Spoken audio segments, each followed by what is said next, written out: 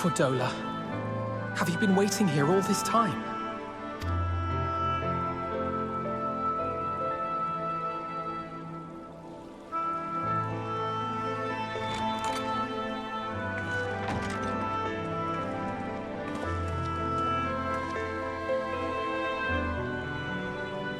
We have done what we can. The rest is up to him. May we see him? I do not think that wise. You must let him sleep.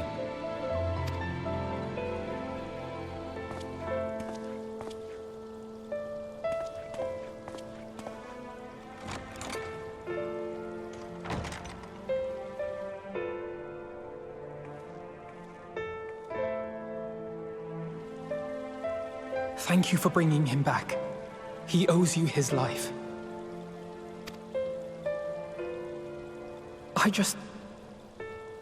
I just wish I had been there. Perhaps, I don't know, perhaps I could have... Could have what? Got tempered? Don't flatter yourself. You can't save everyone. No one can. Not even the warrior of bloody light. People die all the time, for no good reason. And those who take up the sword die quicker than most. If you're going to shed a tear every time a soldier falls on the battlefield, you'd best stay away. It's no place for the weak of heart. It may be that victory cannot be won without cost. But all life is precious, and I refuse to shrug at its loss.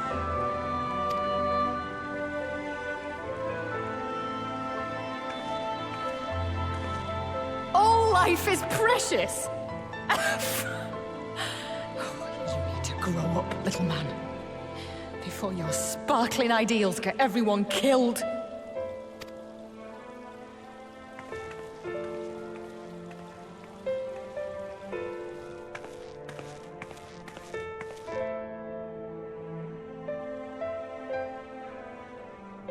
You're right.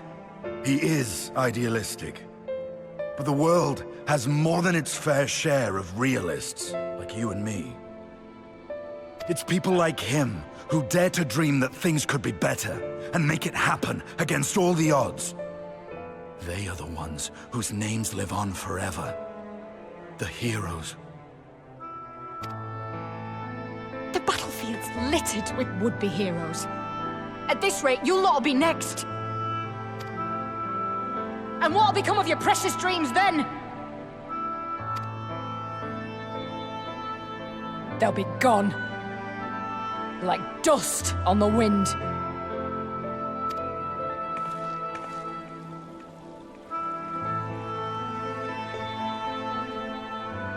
Dreams worth fighting for don't die so easily.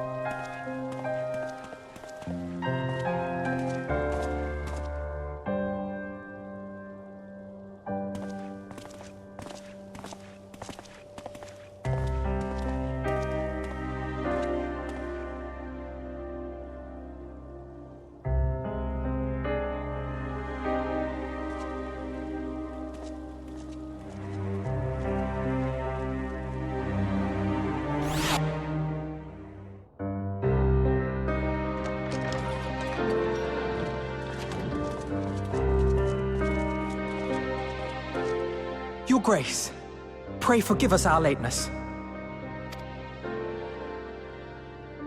Think not of that. I understand a close comrade of yours was wounded in the line of duty. Arenvold. It was at the Alliance's behest that he risked all, and we are grieved to hear of his condition. Rest assured, he will receive the finest care our chirurgeons can provide. On that you have my word. Now, we would share with you the findings of the mission. Pippin, pray relate to our guests the details of Fordola's account.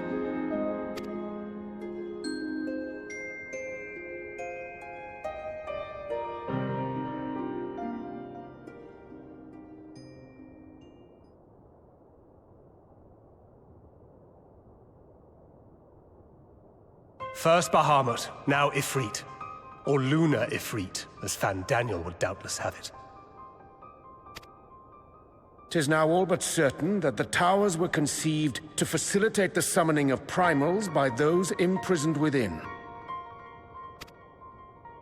Less certain is the means by which the Telophoroi constrain the wills of said entities to enact their designs in defiance of the pleas of their victims. Mayhap they do not. If mere proximity to the towers is enough to make loyal servants of the Empire's mortal enemies, it stands to reason that the same is true for those held captive. They invoke their gods for the good of Garlemald, and in their disturbed state of mind, summon a primal whose form reflects their own alteration. It all begins to make sense. Upon closer inspection, I realized that the towers bear a striking resemblance to a much larger structure which Urianger and I observed from afar during our visit to the Imperial capital.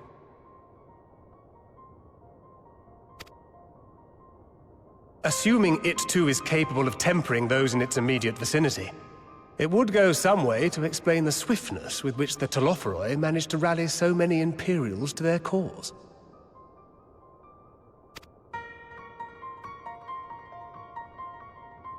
While the situation in Garlemald is indeed troubling, I fear we have more immediate concerns.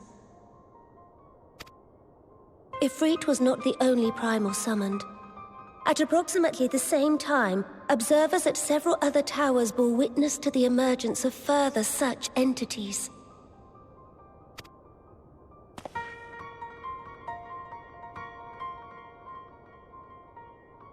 For a blessing, none appear to wield aught approaching the destructive power of Bahamut, and the Grand Companies are moving to deal with the threat even as we speak.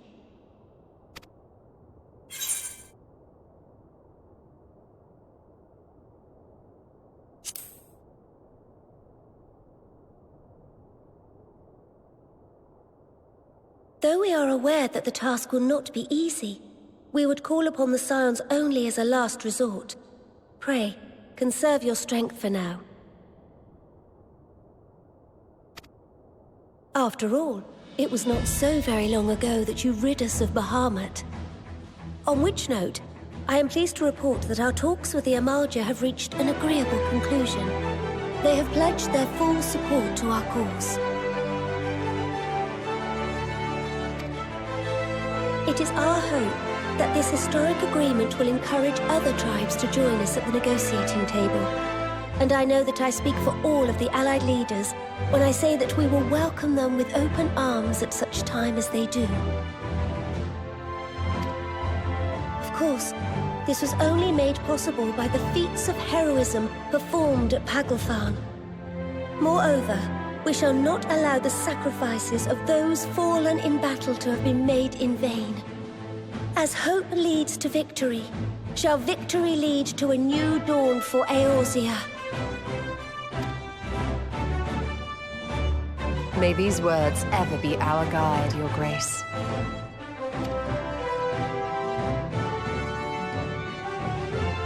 Now, if you will forgive me, I must consult with the Syndicate on the matter of our new allies' integration. Till next we meet, my friends, I bid you safe travels and blessed respite.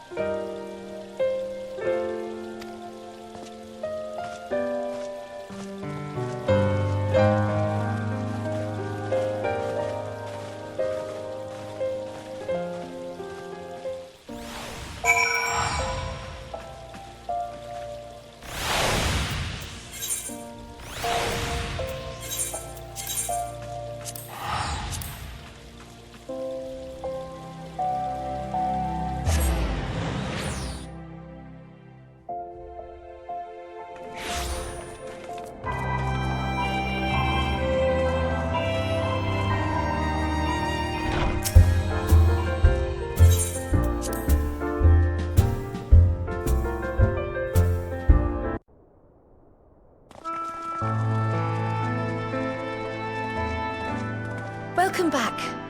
I expect you must all be exhausted.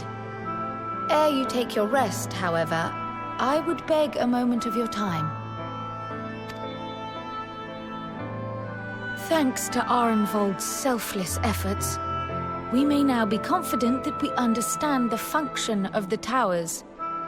But many questions remain regarding the reason for the summonings and what lurks behind the looming edifice in Garlemald. Until such questions are answered, we will struggle to devise an effective strategy for thwarting the Telophoroi's stated aim. Nothing less than the destruction of this star. And so, given the gravity of the situation, I move that we petition the aid of Sharlayan.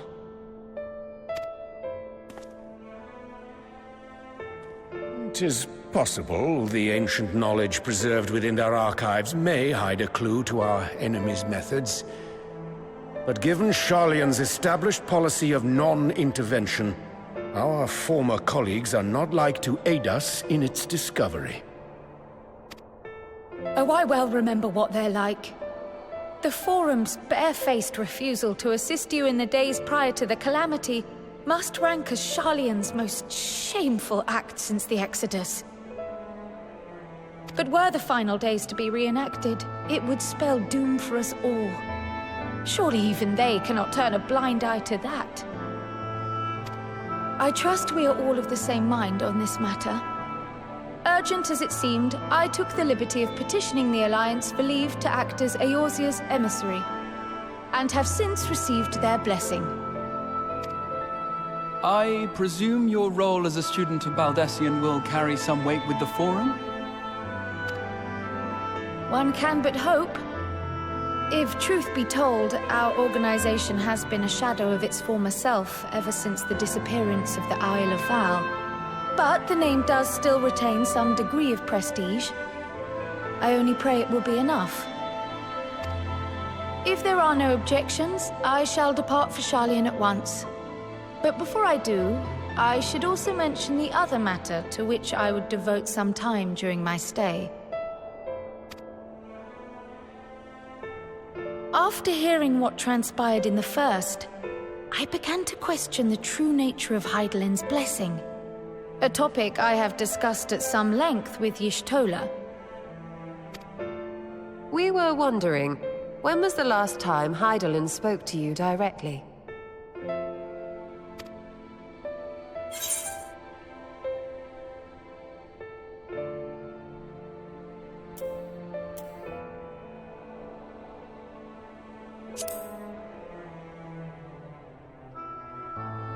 Is the question truly so vexing? Perhaps you fear I will chastise you for giving the wrong answer. Or was it so long ago that you simply can't remember? History shows us that Hydaelyn is able to awaken the echo in her chosen, convey her will directly, and grant the blessing of light. To our knowledge, however, she has not sought to intervene in man's affairs for some considerable time. Might not the explanation for that lie with her choice of champion? Mayhap she is content to trust in his judgment. Mayhap she is. But following my initial discussion with Krile, I made inquiries of my own. And as far as I am able to tell, Hydaelyn has not made her will known to anyone. During my time in the First, the Oracle of Light spoke to me through Reen. But that was not the will of Hydaelyn. It was Minfilia herself. Indeed. And while she and Hydaelyn were inextricably linked, Minfilia yet acted of her own volition. A messenger, yes, but one who spoke with her own voice. I wonder, could Hydaelyn's silence suggest the presence of some disruptive force, perhaps? Some obstacle to communication? While I share Urianger's high opinion of your conduct, I see no reason why she would deny you her guidance altogether. Then again, who am I to say? The fact is, we simply don't know. But if the explanation is to be found anywhere, I can think of worse places to look than the archives of Sharlayan, and their research on the Ethereal Sea in particular.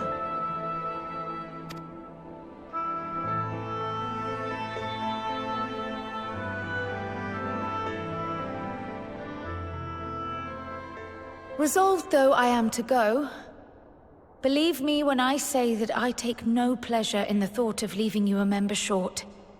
Now, of all times. Estinian, we stand on the eve of a struggle that will decide the fate of this star.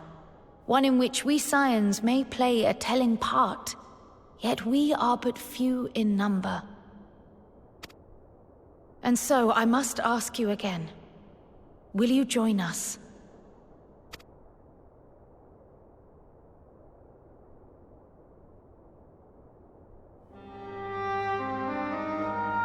You see the world the way you want it to be. I see the world the way it is. You are idealistic to a fault. But I know you would never turn your back on those in need. Never close your eyes to their suffering. And somehow, your deeds lend truth to your words, giving the lie to my doubts in so doing.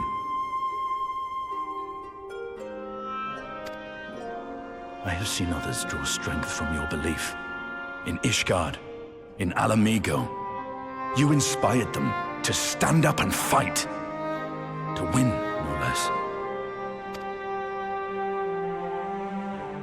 And even when you lost those you held dear, you carried their spirit with you and made their memory your guiding light. The burden of so many hopes and dreams would be too heavy for most to bear.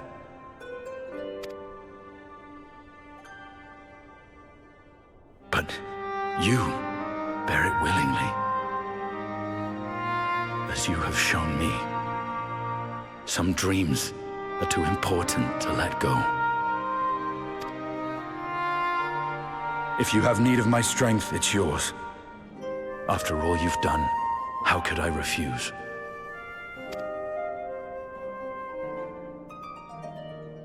Thank you, Estinian. Whatever challenges await us, I shall not falter. You have my word.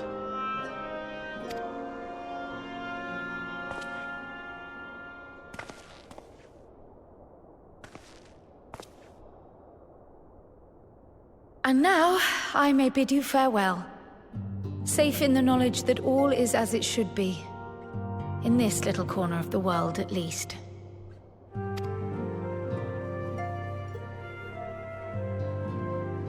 You will be sorely missed. Tread warily in Sharlayan, and do try not to let the Forum embroil you in their politics.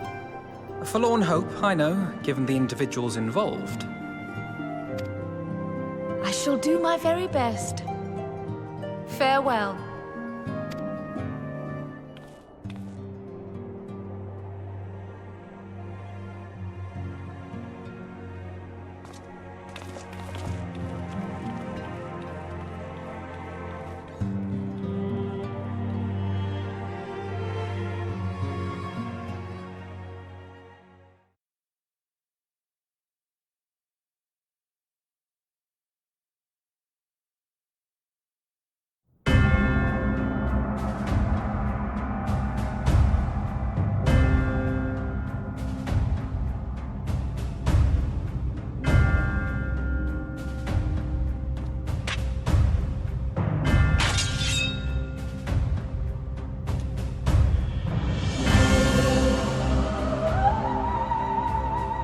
Well, does this one meet with your approval?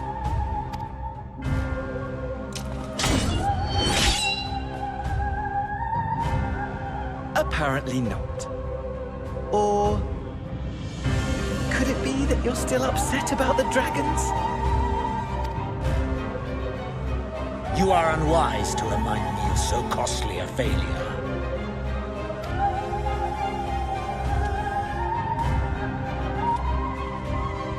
It will not affect our plans, I trust. hardly at all. Though, admittedly, the chances of us being able to procure any more Mericidian dragons are rather slimmer following Tiamat's reappearance.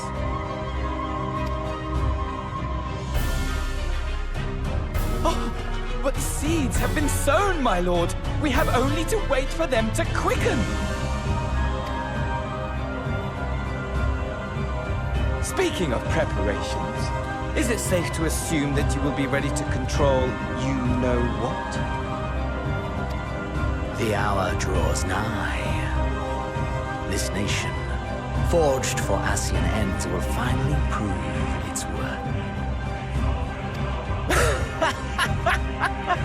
A mighty empire, now no more than an instrument of this star's destruction. What a pleasure it will be to put it to use. Which brings me back to our earlier topic. My lord, while I appreciate that it is not an easy decision, it really is past time you chose your weapon. There is one that I have been meaning to test.